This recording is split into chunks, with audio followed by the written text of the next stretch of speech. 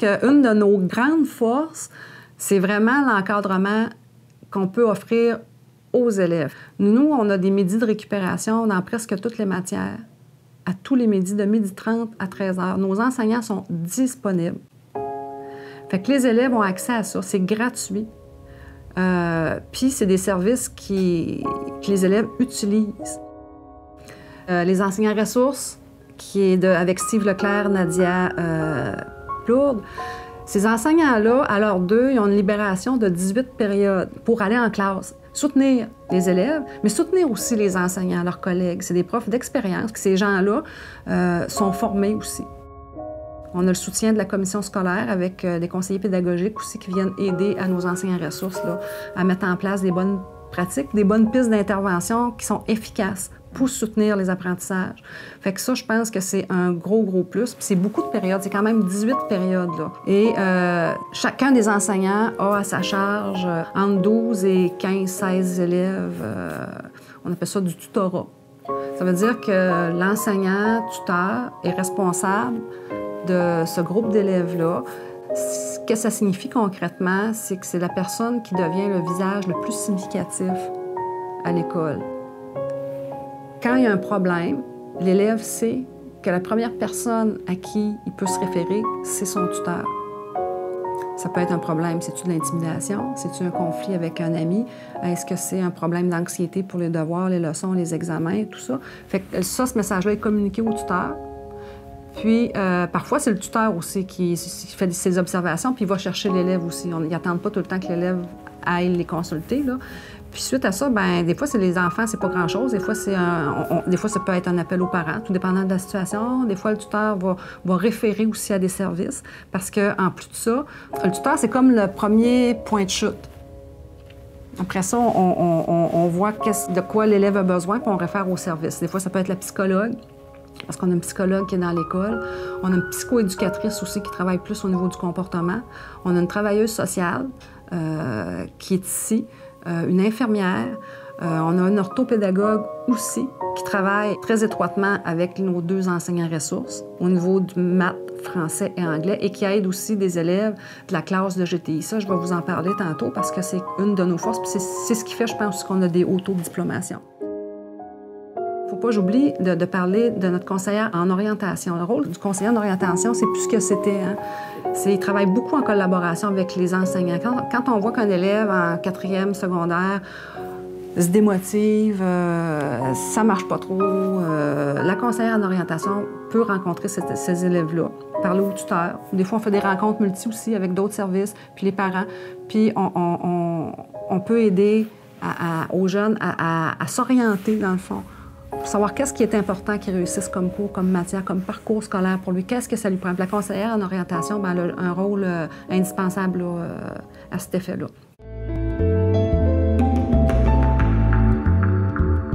Notre tâche première, c'est de s'assurer qu'il n'y a pas de débordement, qu'il n'y a pas rien, qu'il y a des consignes, il y a des règles dans l'école, que ce soit respecté, avec une certaine lassitude, là, une élasticité assez compréhensive, là.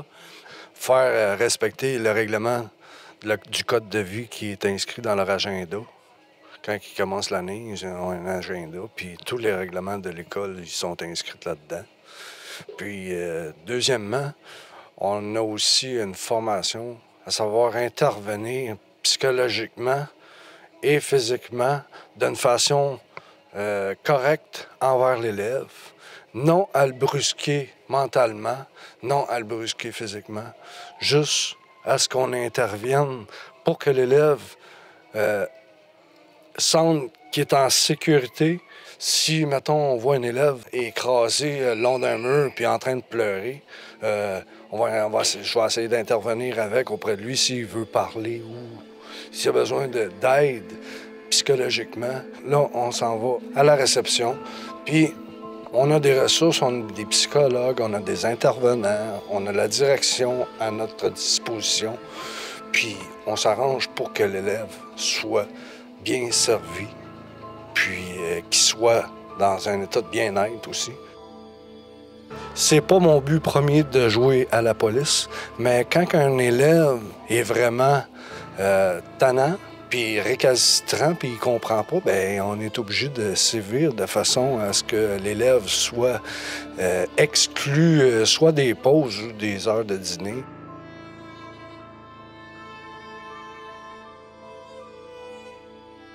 Moi, mon premier défi, c'est à ce que l'élève termine sa scolarité.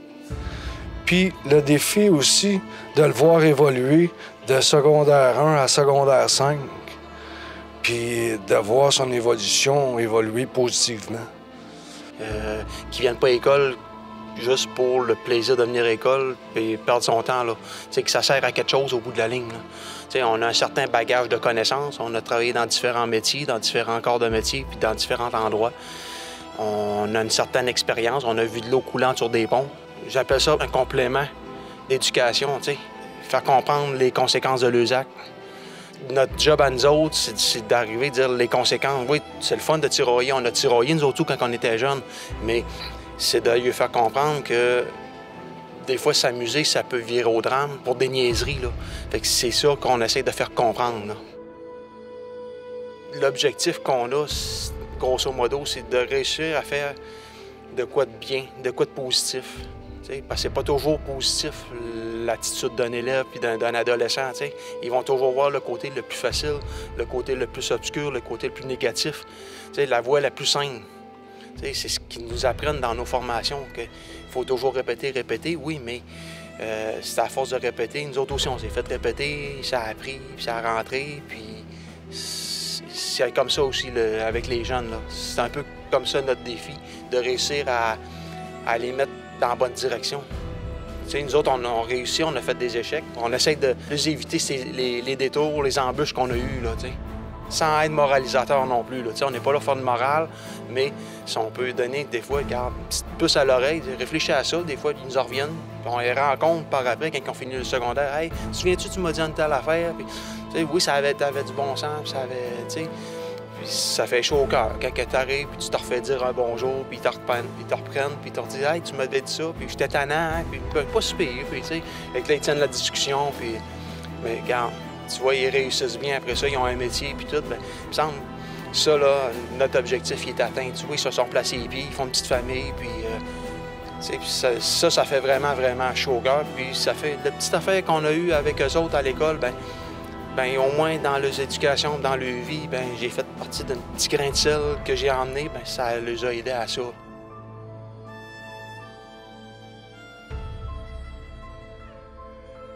J'ai appris énormément à communiquer avec des adolescents. Mon attitude, ma façon de parler, d'agir, ça a même eu des répercussions à la maison. Tu sais, je me l'ai fait dire. Depuis que tu travailles avec des jeunes, t'es plus parlable, t'es plus ci, t'es plus ça, t'es plus compréhensif, t'es plus à l'écoute. Oui, parce que t'as pas le choix. Parce qu'un adolescent, un jeune à l'école, faut pas que tu l'engardes comme ça. Faut que tu l'engardes, tu te mets sur le même pied d'égalité. Tu lui demandes de quoi, c'est s'il te plaît. Tu sais pas son nom, parce qu'on a 350 noms à retenir. Tu demandes son nom, bien, s'il te demande pourquoi tu veux savoir mon nom, bien, t'aimes-tu mieux que je t'appelle chose, ou bien non, tu sais, moi, j'aime mieux t'appeler par ton nom. Fait que t'as un nom, fait que je t'appelle par ton nom, tu dis merci, quand ils ont fini ils ont répondu, qu'ils ont collaboré, merci de ta collaboration, tu sais. En donnant l'exemple des bonnes manières, je pense qu'on a un bon retour, puis on est capable d'établir un bon lien en les respectant. Si tu veux te faire respecter, apprends-leur à te respecter aussi. J'ai comme devise, moi, fais pas aux autres si tu veux pas que les autres te fassent. J'enverrai pas promener un jeune si je veux pas qu'il m'envoie promener. Je vais l'écouter, je vais travailler dans le même sens que lui. Qu'est-ce qui va pas? C'est quoi tu veux que je fasse pour que ça aille bien? On pose des questions, fait que on essaye de travailler dans le même sens. C'est une équipe, professionnelle, personnelle, mais les élèves aussi font partie de l'équipe, la même équipe de l'école. Puis on a chacun nos forces, puis c'est en travaillant nos deux forces ensemble qu'on crée un bon travail d'équipe. Ici, on a notre meilleur surveillant au monde!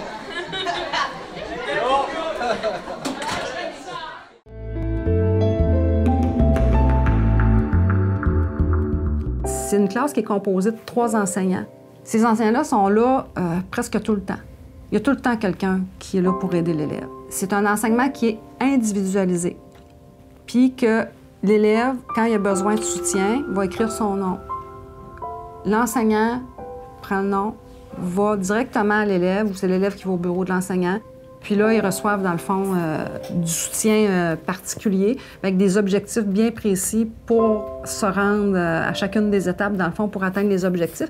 Puis ce qui est bien, c'est pas une classe qui nivelle par le bas. C'est des élèves qui sont soumis aux mêmes épreuves du ministère que tous les autres élèves.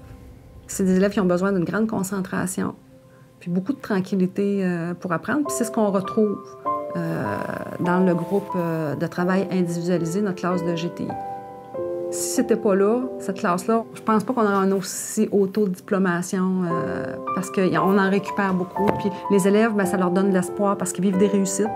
C'est bon pour leur estime, puis ils ont envie de continuer de s'investir. Ça fait que quand ils reçoivent leur diplôme au mois de juin, il y en a qui ont les larmes aux yeux, là, qui pensaient pas arriver à être capables. Puis les parents surtout, quand ils réalisent que leur enfant était capable de se rendre là.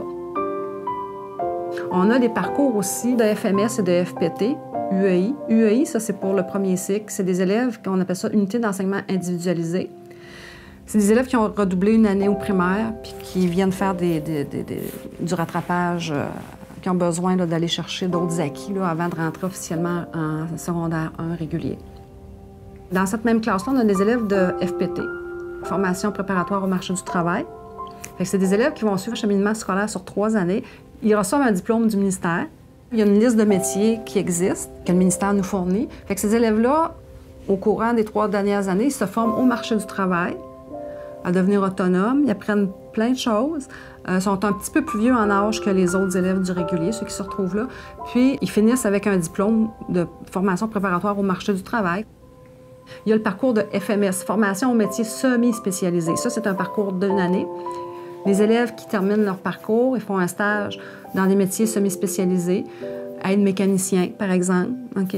À la fin de leur stage, quand ils ont réussi, bien, ils reçoivent leur diplôme du ministère. À partir de ce moment-là, bien, ils peuvent soit rester ici avec nous, continuer dans la classe de GTI, puis pour aller chercher un diplôme d'études secondaires, ou ils peuvent aller suivre un parcours professionnel là, dans une école de métier. Ou encore, bien, ils peuvent aller directement sur le marché du travail. Ça, je pense que ça fait en sorte que ça aide aussi à la diplomation. Fait que je pense que pour une petite école, on est 300 élèves à l'école secondaire de Trois-Pistoles, bien, on a une offre de service, on en a pour répondre à tous les besoins. Puis ça, c'est sans compter nos concentrations sportives. On offre des choix aux élèves en fonction de l'expertise aussi qu'on a sur le terrain. On a quand même des nombres d'heures intéressants. À moindre coût, les familles ne sont pas obligées d'aller inscrire leurs enfants dans les villes voisines pour qu'ils se développent dans le même sport ou dans la même activité. Fait qu'on a l'offre de service ici. Je pense qu'on a tout ce qu'il faut pour mener à bien là, la réussite des élèves. Puis ce que je dirais aussi, c'est qu'un parent qui appelle parce qu'il se questionne, il peut m'appeler directement.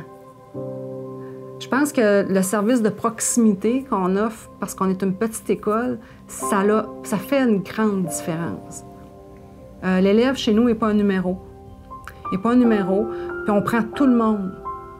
On est une école publique, puis on est fiers de l'être. Puis, Trois-Pistoles, bien, je veux dire, un parent de l'extérieur qui hésite avant de venir s'installer, dans le fond, soit à Rivière-du-Loup, soit à Rimouski, soit, mais qui veut vraiment être sur le littoral, bien, je pense que Trois-Pistoles est la ville toute désignée pour qu'une famille vienne s'installer ici, parce que les parents, ils vont s'installer dans un endroit où ils sentent puis qui ont une éducation de qualité. Fait qu'ici, ça, je vous rassure, on peut l'offrir.